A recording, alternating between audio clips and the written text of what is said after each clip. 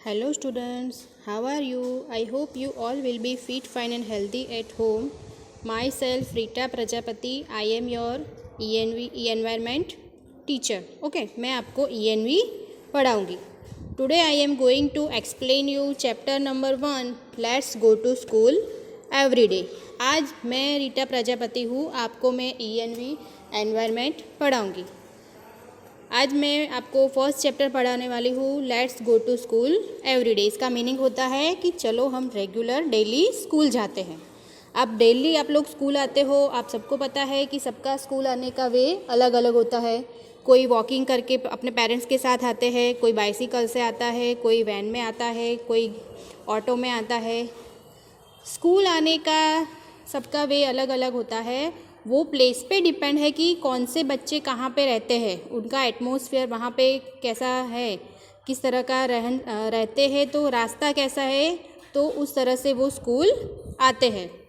Now I read and explain the chapter. You come to school every day. आप हर रोज़ school आते हो. All come to school in different ways. सब लोग अलग अलग तरीके से स्कूल आते हैं. Some by walk. कई बच्चे चल के आते हैं. Some come by auto rickshaw. कई बच्चे रिक्शा से स्कूल आते हैं. और ऑन अ बाइसिकल और ऑन अ स्कूटर. कई बच्चे बाइसिकल से आते हैं और कई बच्चे स्कूटर से आते हैं. Likewise all have to come to school in their own way. सबका स्कूल आने का तरीका अलग अलग होता है. But it is not the same at every place. हर जगह पे वो सेम नहीं रहता, प्लेस पे डिपेंड है. At many places going to school every is very challenging. कई प्लेसेस ऐसे भी हैं जहाँ पे स्कूल जाना एक चैलेंज के समान है, मतलब बहुत ही मुश्किल है. अब पिक्चर दी है, पिक्चर के सामने उनके बारे में इंट्रोडक्शन दी है. Let's meet some children and know how they reach to school. चलो हम कई बच्चे से मिलते हैं और जानते हैं कि वो स्कूल किस तरह से जाते हैं. सबसे पहले जो पिक्चर दी है वो किसकी है? ऑटो रिक्शा की है. ऑटो रिक्शा में आगे ड्राइवर बैठा है और पीछे बच्चे बैठे हैं. और वो लोग अपने बारे में क्या बोलते हैं वो देखो, पढ़ो. We live in Ahmedabad city. हम अहमदाबाद सिटी में रहते हैं. School is very far from home. School हमारे होम से कई दूर है, हमारे घर से थोड़ी दूर है. So we can not easily go to school. So इसीलिए हम स्कूल ईज़िली नहीं जा सकते. We use auto rickshaw to attend the school. School attend करने के लिए हम ऑटो रिक्शा का यूज़ करते हैं, या तो रिक्शा से स्कूल जाते हैं. ओके. नीचे क्वेश्चन दिया है, how do you go to school. आप स्कूल कैसे आते हो, तो उसमें आप अपनी तरह से लिख सकते हो. नेक्स्ट पिक्चर देखो, दिख रही है ना आपको, कौन सी है? Cement bridge. ब्रिज की पिक्चर दिख रही है, उसके बारे में लिखा हुआ है सीमेंट ब्रिज. वहाँ पे जो बच्चे ब्रिज क्रॉस कर रहे हैं वो अपने बारे में लिख रहे हैं. We are living on either side of the river. हम रिवर की एक साइड में रहते हैं. एक रिवर की आप सबको पता है कि दो किनारे होते हैं, तो बच्चे क्या बोलते हैं कि हम रिवर के एक किनारे रहते हैं. Bridge is built over the river. River के ऊपर ब्रिज बना हुआ है. We go to school by crossing this bridge. ये ब्रिज क्रॉस करके हम स्कूल जाते हैं. This bridge is made of cement, bricks and iron rods. ये जो ब्रिज है वो किससे बना हुआ है? सीमेंट, ब्रिक्स और आयरन रोड से. आप सबको पता है कि ब्रिज बनाने में क्या क्या मटेरियल यूज़ होता है. सीमेंट का यूज़ होता है, ब्रिक्स यानी ईंटें यूज़ होती है, आयरन रोड्स यूज़ होते हैं.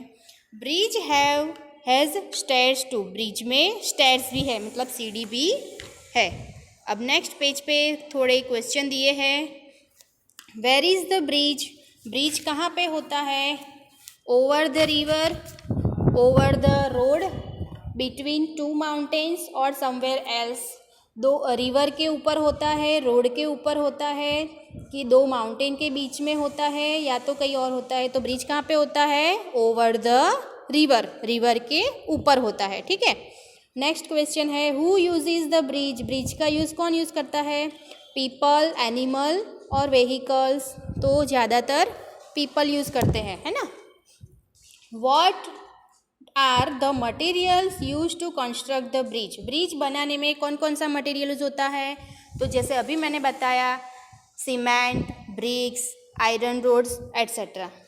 उसके बाद में लिखा हुआ है कि draw picture of the bridge in your notebook. Notebook में आपकी नोटबुक में ब्रिज की पिक्चर ड्रॉ करो।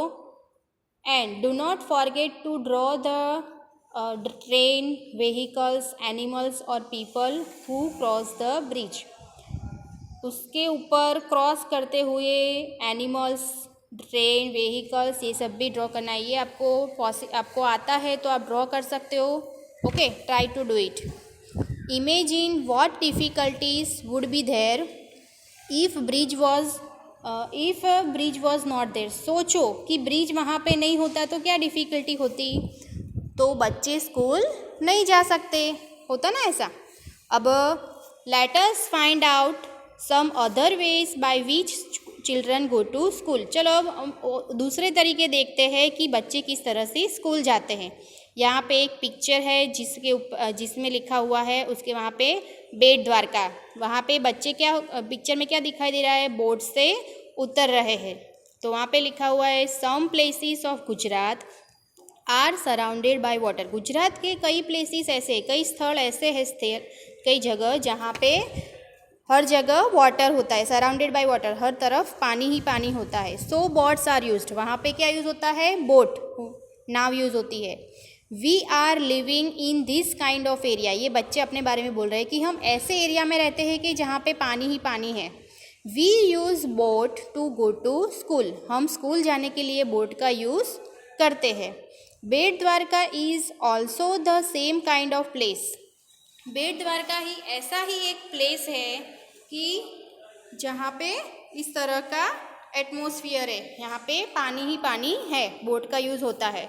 और उसके बाद में नीचे जो क्वेश्चन दिए हैं उसमें आप अपना एक्सपीरियंस के अकॉर्डिंग टू लिख सकते हो। Have you ever travelled in a boat. क्या आपने कभी भी बोट की ट्रैवलिंग की है, यदि की है तो यस। और हाउ वॉज योर एक्सपीरियंस, आपका एक्सपीरियंस कैसा रहा, कैसा आपको लगा था जब आपने बोट में ट्रैवलिंग की, उसके बारे में लिखना है। ये ज़रूरी नहीं है। Can you think an any other way by which we can travel on water. Water पे हम और भी वे कौन से है कि जिससे ट्रैवलिंग कर सकते, तो शिप में कर सकते हैं, है ना। नेक्स्ट पेज पे देखो क्या दिया हुआ है, let's go to school everyday का नेक्स्ट पेज है। उसमें सबसे पहले पिक्चर है कैमल कार्ट की। तो वहाँ पे जो बच्चे कैमल कार्ट में बैठे हैं वो अपने बारे में क्या बोल रहे हैं, क्या लिख रहे हैं। We live in the desert. हम लोग कहाँ पे रहते हैं, डेजर्ट में रहते हैं। There is sand all around. Desert means Rann, जहाँ पे सैंड ही सैंड, रेत ही रेत होती है। यहाँ पे हर जगह रेत ही होती है। Sand gets very hot during the day. दिन में सैंड बहुत ही गर्म हो जाती है। We ride in a camel cart to reach the school. हम स्कूल पहुंचने के लिए कैमल कार्ट का यूज़ करते हैं। नेक्स्ट पिक्चर में बुलॉक कार्ट की पिक्चर दी है। वहाँ पे उसमें बैठे हुए, बुलॉक कार्ट में बैठे हुए बच्चे अपने बारे में लिख रहे हैं कि we live in a village. हम लोग गांव में रहते हैं। बुलॉक कार्ट ज़्यादातर कहाँ पे देखने को मिलता है, विलेजेस में। हम लोग विलेज में रहते हैं, गांव में रहते हैं। We ride on our bullock cart. हम हमारे बुलॉक कार्ट पे राइडिंग करके गोइंग स्लोली, स्लो जो चलता है, through the green fields to school. हरे भरे खेतों से जो निकलता है रास्ता, इस तरह के रास्ते में बुलॉक कार्ट पे बैठ के स्कूल जाते हैं। If it is too sunny और रेनिंग। यदि ज़्यादा गर्मी हो या तो बारिश हो तो वी यूज़ आवर अम्ब्रेला। हम हमारी अम्ब्रेला का यूज़ करते हैं। ओके, अब उसके बाद की जो पिक्चर है वहाँ पे गर्ल्स दिख रही है आपको बाइसिकल राइडिंग करती हुई। तो वो अपने बारे में क्या बोल रहे हैं, bicycle ride. Our school is far away. हमारी स्कूल दूर है। At first girls here did not go to school. पहले क्या होता था कि स्कूल यहाँ पे गर्ल्स स्कूल नहीं जाती थी। But now all girls easily go to school on the bicycle. पर अभी सारी गर्ल्स ईजीली बाइसिकल से अपने स्कूल में जाती है। नेक्स्ट पेज पे माई स्कूल माई वैन लिखा हुआ है।